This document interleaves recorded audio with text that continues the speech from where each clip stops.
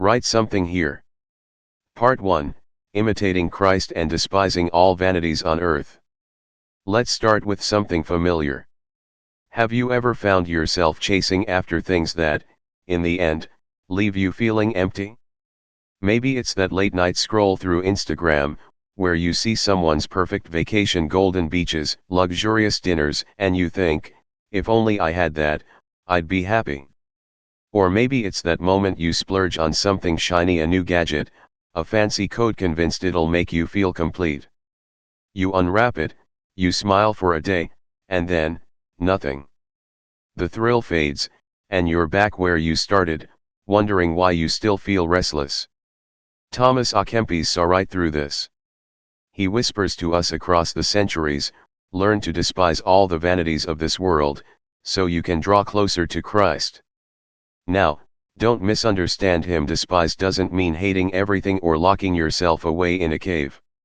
It means recognizing that the fleeting things, the applause of strangers, the weight of your bank account, the latest trends can't fill the deep hunger in your soul. They're like cotton candy, sweet for a moment, but gone in a breath, leaving you craving more. Imagine a young woman named Sarah. She's 28, a rising star on TikTok, with thousands of followers hanging on her every post. She spends hours perfecting her videos, new outfits, witty captions, viral dances. The likes pour in, the comments glow with praise, and for a while, she feels on top of the world. But late at night, when the screen goes dark, she's alone with her thoughts. Is this it, she wonders. All this effort, and I still feel so hollow. That's the vanity Thomas warns us about, the mirage of worldly approval that promises everything but delivers nothing lasting. Now, contrast that with Christ. He didn't chase fame or riches. He walked dusty roads, wore simple robes, and spent his days with fishermen and outcasts. Yet his life radiated peace, purpose, and love. Thomas urges us to imitate that, to stop running after shadows and start seeking what's eternal. It's not about rejecting the world entirely, it's about not letting the world own you. Let me tell you another story. There's a man named David, a middle-aged office worker who's been grinding for years to climb the corporate ladder. He stays late, skips family dinners, all for that big promotion.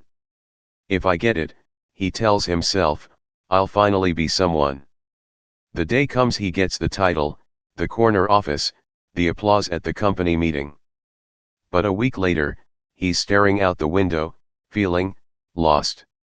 The raise is nice, sure, but it didn't fix the ache inside. That's the trap of vanity. It convinces you that more is the answer, when really, it's just a louder echo in an empty room. So how do we escape it? Thomas says, look to Christ. Work hard, yes, but don't tie your worth to the outcome. Enjoy life's blessings, but don't let them define you. Imagine if David had shifted his focus, if instead of chasing the title, he'd poured his energy into being a good husband, a kind friend, or simply a man at peace with himself. That's the contentment Thomas promises, not a life without struggle, but a life free from the tyranny of more. Part 2, Having a Humble Opinion of Self. Now, let's turn to the second lesson, having a humble opinion of self. Humility, it's a word we toss around easily, but living it? That's another story. Especially today, when the world screams at us to stand out, to be the best, to shine brighter than everyone else. Have you ever felt torn between two extremes? On one hand, you want to shout your achievements from the rooftops, on the other, you shrink back, convinced you're not good enough? Picture this, you're at a gathering with friends. Someone asks about your latest project, a painting, a report, something you're proud of. You start to speak, then stop. What if they think I'm bragging, you worry. Or maybe you don't say anything at all, because a little voice whispers, it's not that impressive anyway.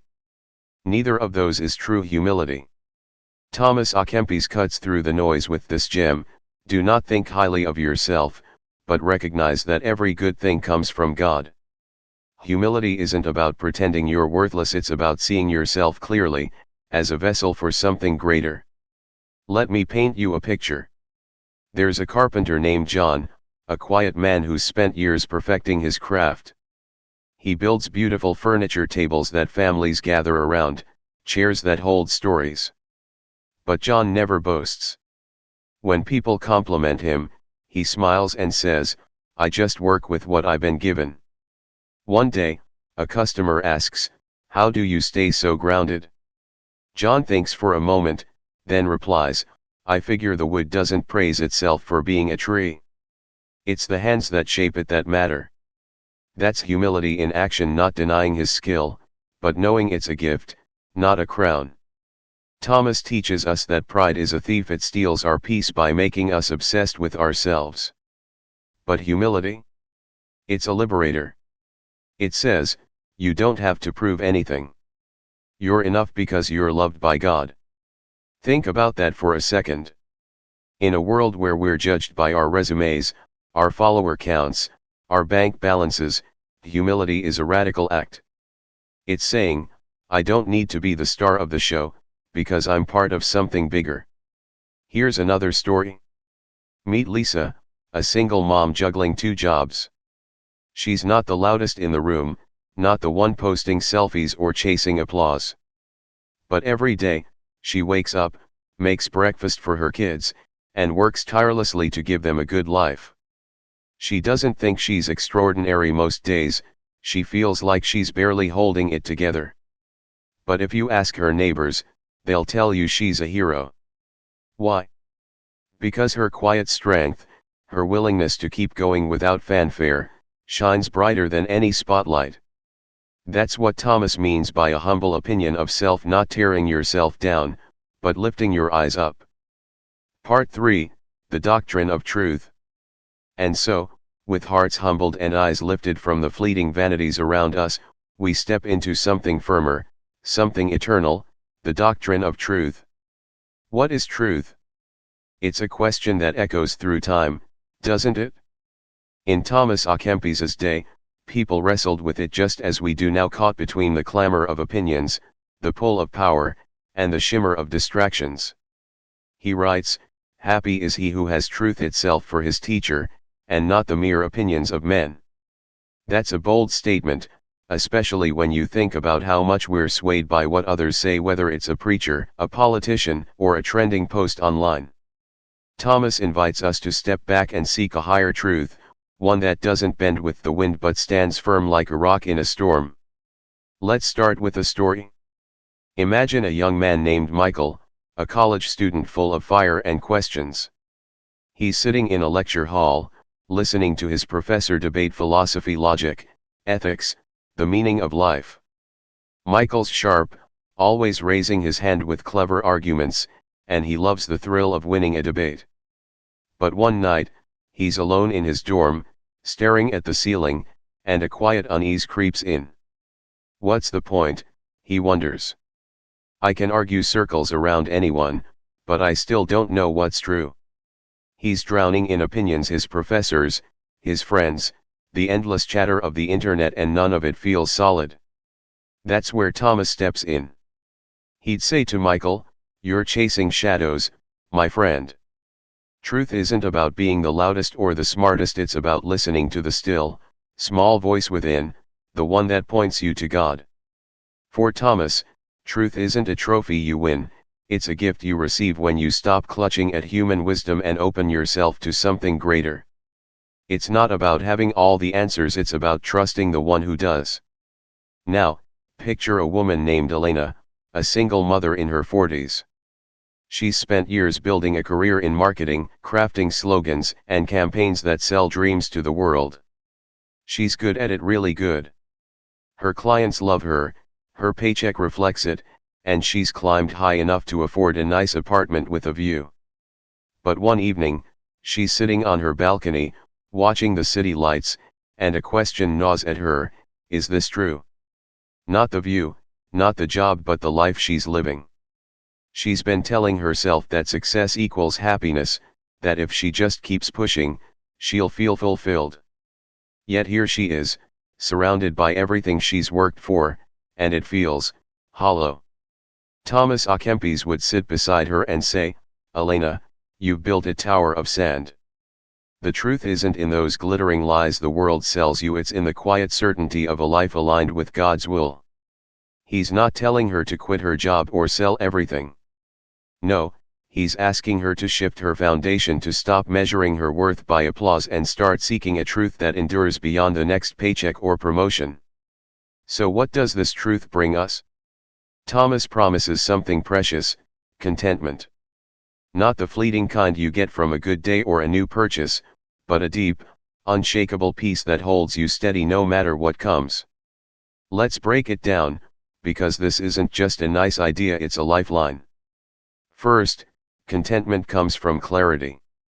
When you anchor yourself in God's truth, you stop spinning in circles, trying to please everyone or prove everything. Think of Michael again. After that restless night, he picks up a copy of The Imitation of Christ at a used bookstore, half curiosity, half desperation. He reads about letting go of human opinions, and something clicks. He starts praying not for answers, but for guidance. Over time, the debates fade in importance. He's not arguing to win anymore, he's listening to learn.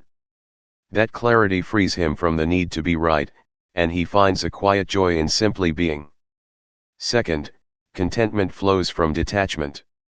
Truth, as Thomas sees it, cuts through the illusions we cling to, like Elena's belief that her career defines her.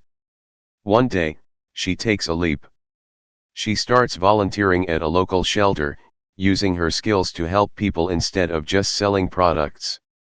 It's not glamorous, no one's clapping for her, but as she sits with a struggling family, sharing a laugh over a cup of coffee, she feels something new: peace. She's still good at her job, but it's not her God anymore. Detaching from the world's lies about success lets her breathe again. Third, contentment grows from trust. Thomas writes, "He who clings to truth rests securely in the storm." Imagine a fisherman out at sea, waves crashing, sky dark with thunder. He doesn't panic, not because the storm isn't real, but because he trusts his anchor. That's what truth does for us. It doesn't erase life's hardships, but it holds us steady through them. Elena's storms still come, bills pile up, her kids argue, but she's learning to trust that there's a purpose beyond what she can see. And that trust? It's like a warm fire on a cold night. Now, let's bring this home to you, right here in 2025. The doctrine of truth isn't some medieval relic, it's a mirror for our lives today. Take work, for instance. Are you grinding away at a job that's draining your soul, chasing a title or a raise because that's what success looks like? Thomas would ask, is that true for you?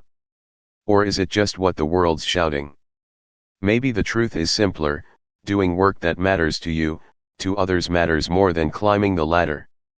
Imagine cutting back an hour of overtime to cook dinner with your family or to sit quietly with your thoughts. That's not failure, that's freedom. Or think about social media.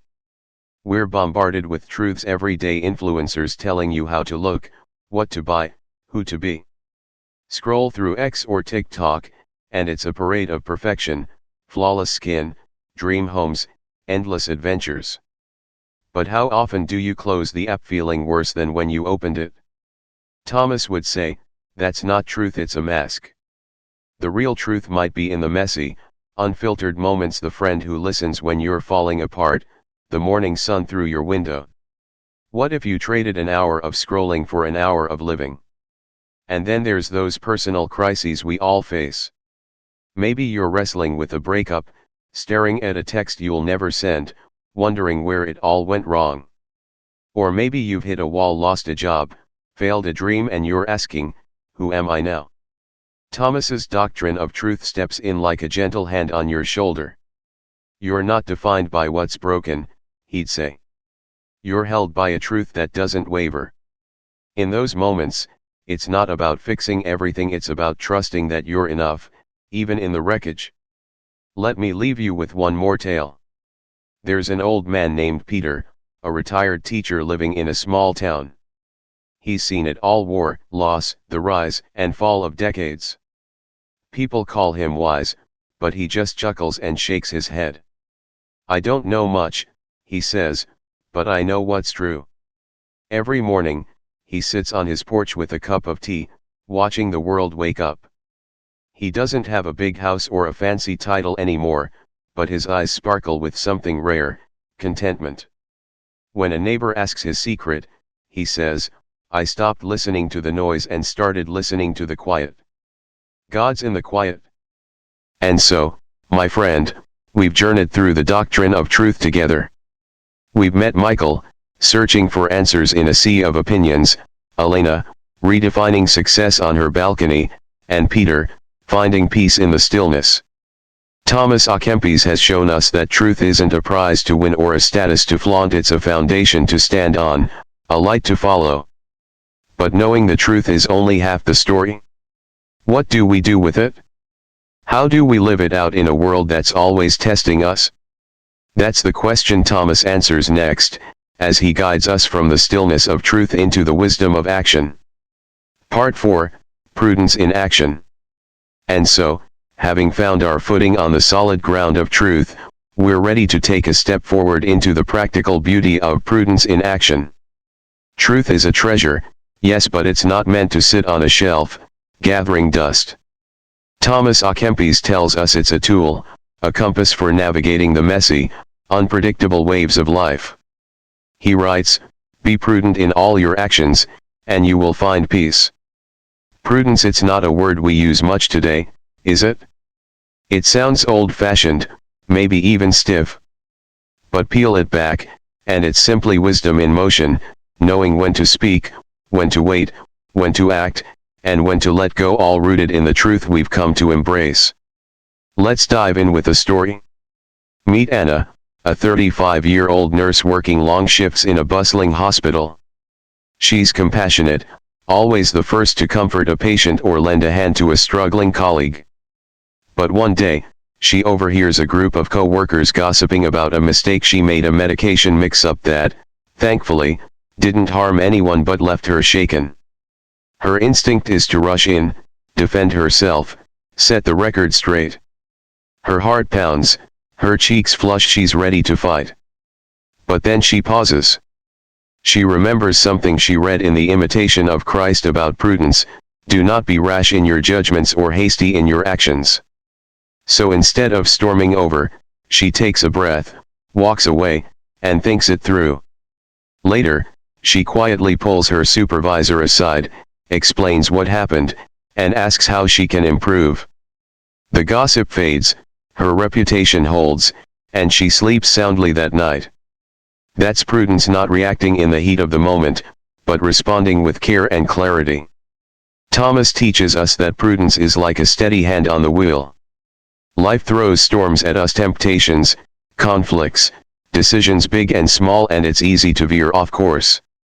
Maybe you felt that pull yourself, the urge to snap at someone who's wronged you, to jump into a choice without looking ahead, to let anger or fear steer the ship. Prudence says, wait. Look to Christ first. Let his example guide you. Christ didn't lash out when mocked, didn't rush when pressed, he acted with purpose, always aligned with love and truth. That's the model Thomas sets before us. Here's another tale. Picture Raj, a young entrepreneur in his late 20s, launching a small tech startup. He's got big dreams, a sleek app, investors lining up, the works. One day, a slick-talking businessman offers him a deal, a fat check to pivot the company into something flashier, trendier, but far from Raj's original vision of helping small businesses grow. The money's tempting, rent's due, and his team could use the boost. His friends say, take it. Strike while the iron's hot. But Raj hesitates. He's been reading Thomas A. Kempis, and those words stick with him: act with prudence, and seek not your own glory. He digs deeper, asks questions, runs the numbers, prays about it. In the end, he turns the deal down. It's risky, sure, but 6 months later, his app takes off on its own terms, steady and true to his mission. Prudence saved him from a shortcut that could have sunk his dream.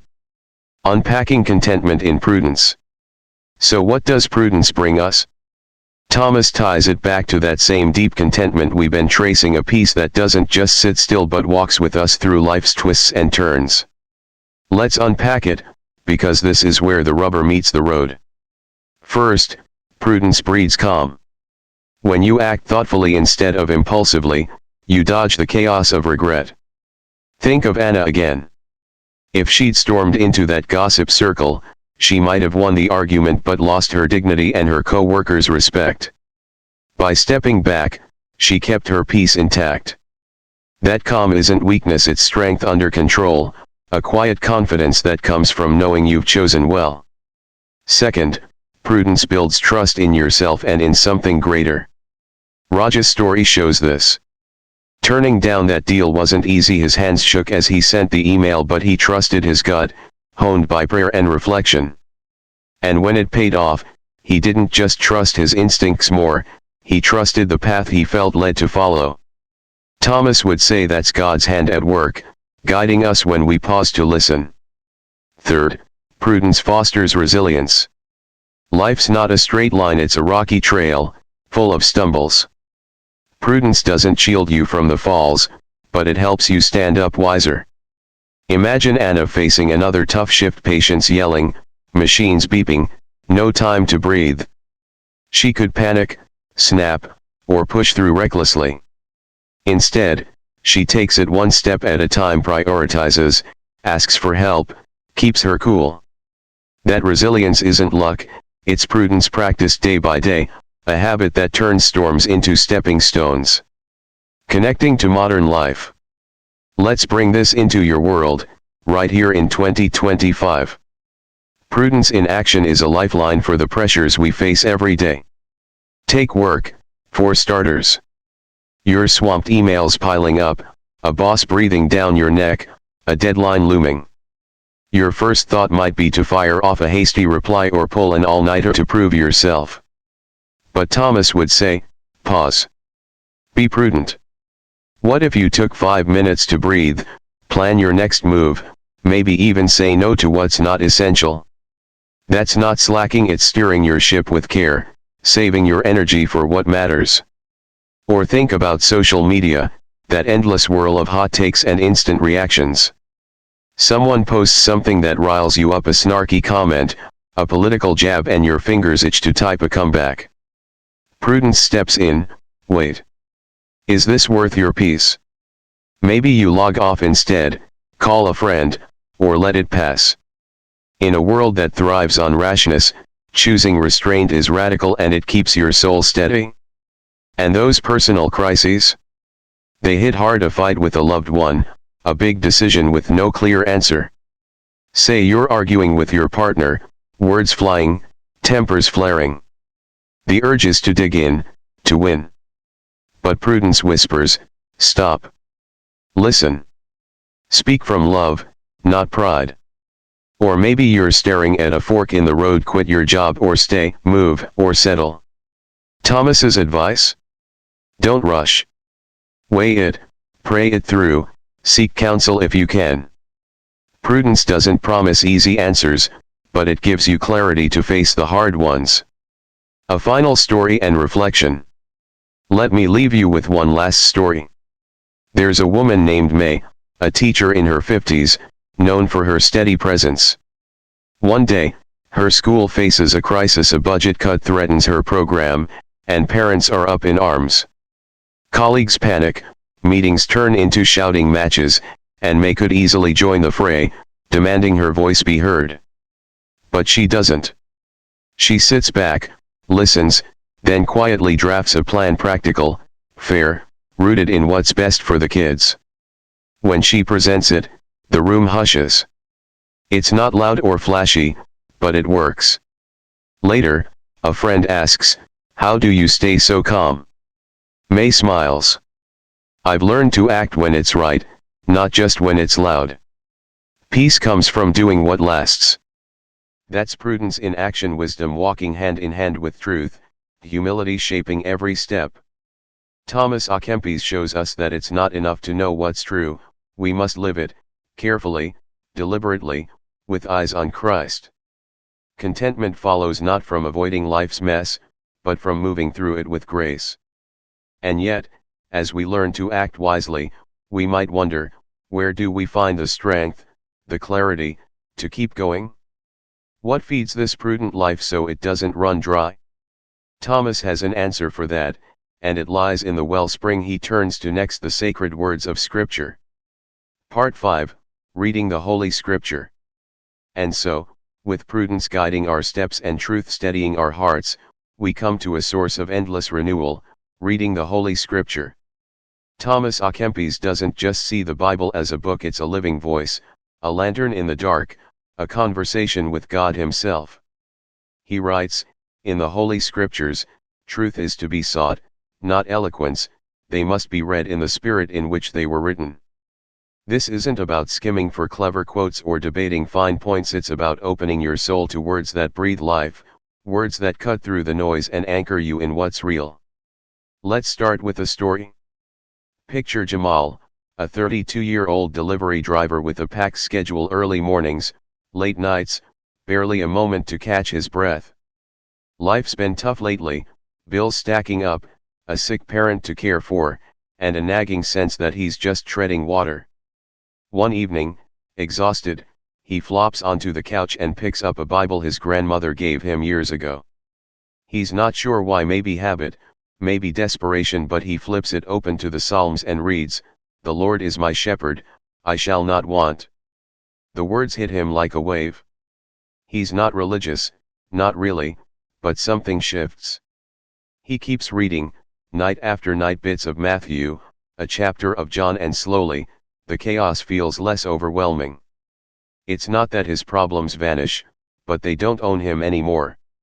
That's Scripture doing its quiet work, offering peace he didn't know he could find. Thomas tells us the Holy Scriptures aren't just stories or rules, they're a mirror and a map. They show us who we are, flawed, yes, but loved beyond measure, and they guide us toward who we can become. He urges us to approach them with humility, not pride, to seek their truth with a heart ready to listen. It's not about mastering the text, it's about letting the text master you, shaping your thoughts, your choices, your very being. Here's another tale. Meet Sophie, a college student in her early 20s, wrestling with doubt. She grew up in church, but lately, it all feels shaky, too many questions, too few answers. Friends push their own takes, the Bible's outdated, it's just metaphors, you don't need it. She's torn, so one rainy afternoon, she sits down with her old copy, half expecting to prove them right. She starts with the Sermon on the Mount, "Blessed are the meek, for they shall inherit the earth," and something stirs. It's not fancy or loud, but it's deep, like a bell ringing in her chest. She keeps going, not rushing, just reading Luke, Romans, a psalm here and there. Over weeks, the doubts don't vanish, but they soften. She's not arguing anymore, she's hearing. Scripture, Thomas would say, met her where she was and whispered truth she couldn't ignore. Unpacking contentment in reading Scripture. What does this practice bring us? Thomas ties it to that same thread of contentment we've been following, a peace that grows richer with every page.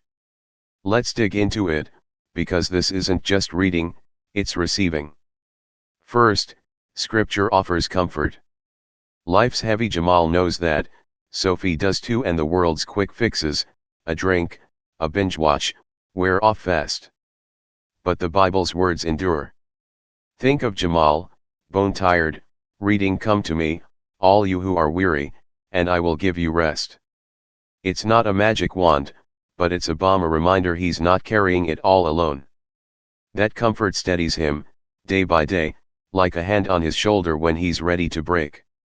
Second, it brings clarity. Sophie's story shows this. Caught in a tangle of doubts and opinions, she found a thread to follow, not a loud answer, but a quiet one. Scripture cuts through the clutter, Thomas says, because it's not human noise, it's divine truth. Your word is a lamp to my feet, the psalmist writes, and Sophie felt that light, faint at first, then brighter, guiding her through the fog. It's not about solving every mystery, it's about seeing enough to take the next step. Third, it builds connection. Reading scripture isn't solitary, it's a bridge to something bigger. Jamal felt it, sensing his grandmother's faith in those worn pages, linking him to her, to countless others, to God. Sophie did too, realizing these words weren't just for her but for a vast family across time. Thomas calls it a conversation, one where you listen more than you speak, where you're drawn into a love that's been speaking since the beginning. That connection roots you, feeds you, keeps your contentment alive. Connecting to modern life. Let's bring this to your doorstep, right here in 2025. Reading the Holy Scripture isn't some relic for dusty pews, it's a lifeline for the chaos we live in. Take work, that relentless grind. You're juggling tasks, deadlines, maybe a boss who doesn't get it. You're drained, scrolling X for distraction, but it just numbs you. What if, like Jamal, you picked up a Bible instead? Just 5 minutes, say, Proverbs for wisdom, or a psalm for calm. It's not about guilt or shoulds, it's about finding a voice that says, you're enough, when the world won't stop asking for more. Or social media, that flood of noise. You're drowning in opinions, ads, endless takes on what's true. Sophie's doubts are ours too, what's real anymore? Scripture offers an anchor. Try it, swap a TikTok binge for a chapter of John. In the beginning was the Word. It's not flashy, but it's solid, a counterpoint to the chatter. In a culture obsessed with new, it's old in the best way, timeless, steady, yours. And those personal crises? A fight with a friend, a loss that stings, a night when you can't sleep. The Bible's not a fix-it manual, but it's a companion. Weeping may endure for a night, but joy comes in the morning. Words like that held Jamal when he felt alone, gave Sophie hope when she doubted. Thomas says, read it with your heart open, not just your eyes, and it'll meet you where you hurt. A final story and reflection. One more story to carry us home. There's an old woman named Clara, 70, living alone since her husband passed. She's not preachy, but every morning, she sits by her window with her Bible, a ritual as sure as sunrise. One day, her grandson visits, a restless 17-year-old named Leo, full of questions about life, faith, everything. Why do you still read that? He asks, half curious, half challenging. Clara smiles, pats the chair beside her. Come see. They read together Isaiah's promise of peace, Paul's call to endurance, and Leo, usually glued to his phone, sits still. It's like it's talking to me, he says later. Clara nods. It always has. It's where I find my quiet.